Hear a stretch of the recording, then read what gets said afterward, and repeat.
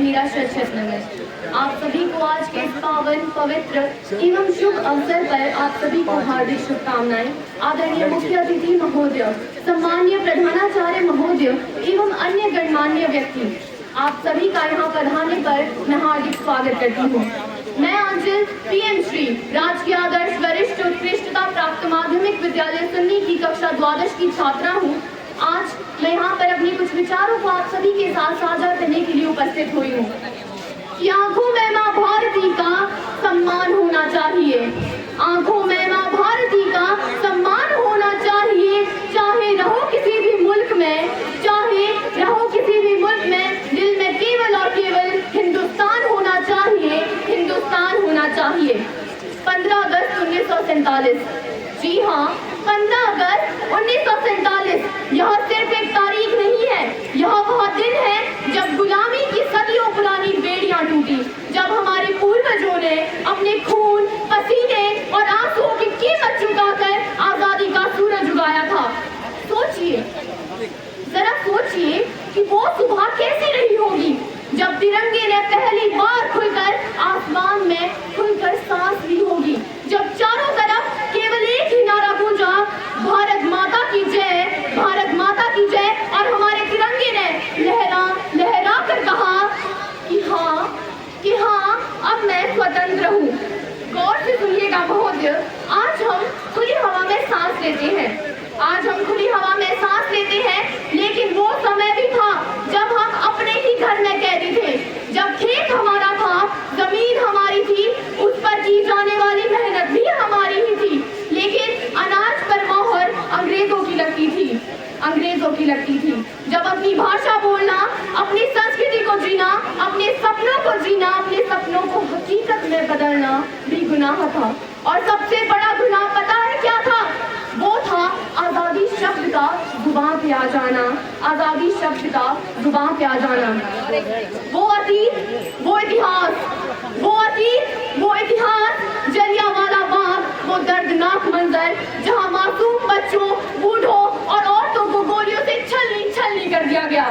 दांडी मार्च जहां गांधी जी और उनके साथियों को लाठियों से इसीलिए पीटा गया क्योंकि वे अपने देश में नमक बना रहे थे।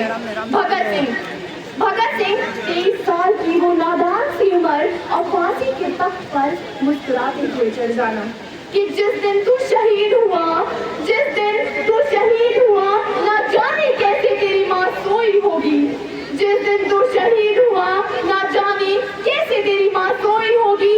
मैं तो बस इतना जानती हूँ कि वो गोली भी तेरे सीने में उतरने से पहले रोई होगी, वो गोली भी तेरे सीने में उतरने से पहले रोई होगी। चंद्रशेखर आजाद, जिन्होंने कहा मैं आजाद ही जीऊंगा और आजाद ही मरूंगा, और आखिरी गोली खुद के सीने में उतार दी।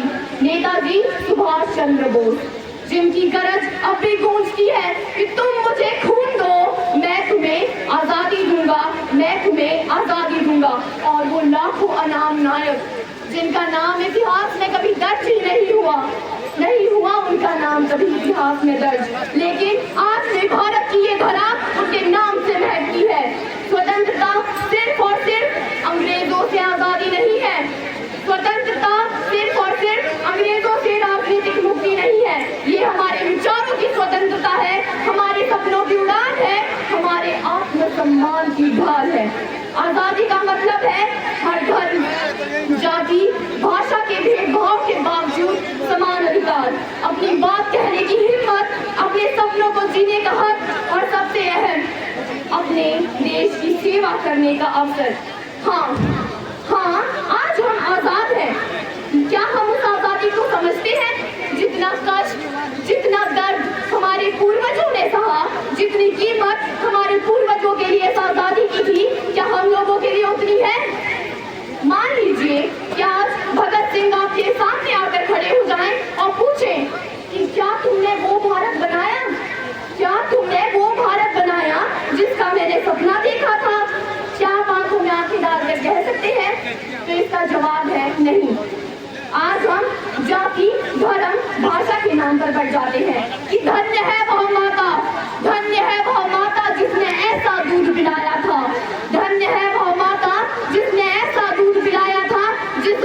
करते हो तुम हसीनाओं से दिल लगी, उसने वतन से दिल लगाया था, उसने वतन से दिल लगाया था।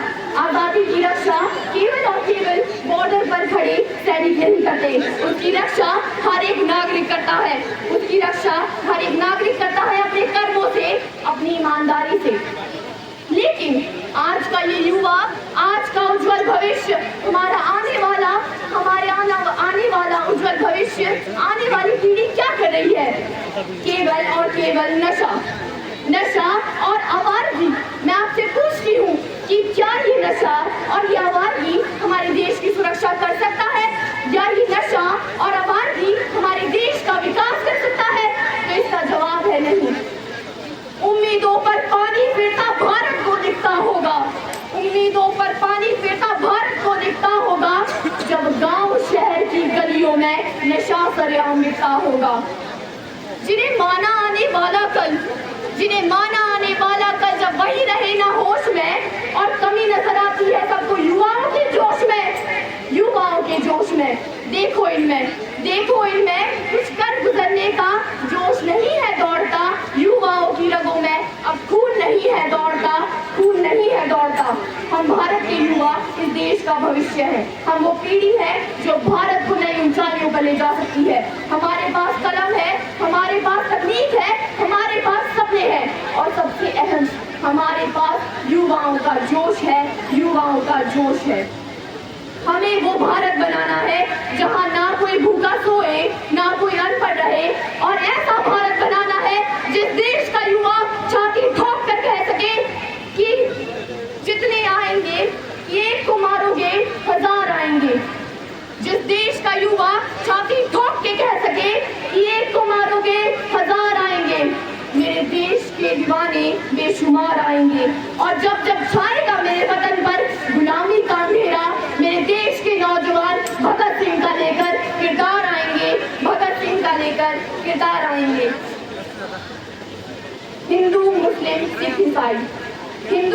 सिख ईसाई आपस में सब भाई, हम सब मिलकर भारत की आत्मा है, हमारी ताकत ही हमारी विविधता है। अंत में अपनी वाणी को विराम देने से पूर्व मैं कुछ चंद पंक्तियां कहना चाहूंगी। मौजों के हम है साहिल, खुशियों के आनंद है हम। मौजों के हम है साहिल, खुशियों के आनंद है हम। आक्रोश में शेखर हमें, ज्ञान विवेकानंद है हम।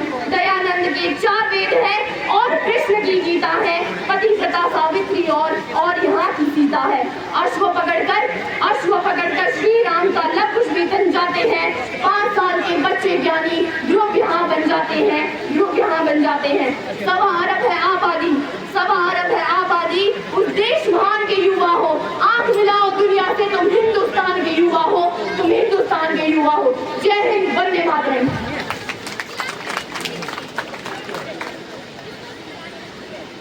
अपने विचार प्रकट किए छात्रों ने अब आपके सामने कार्यक्रम को रंगीन बनाने के लिए केंद्रीय प्राथमिक विद्यालय सुन्नी की छात्राएं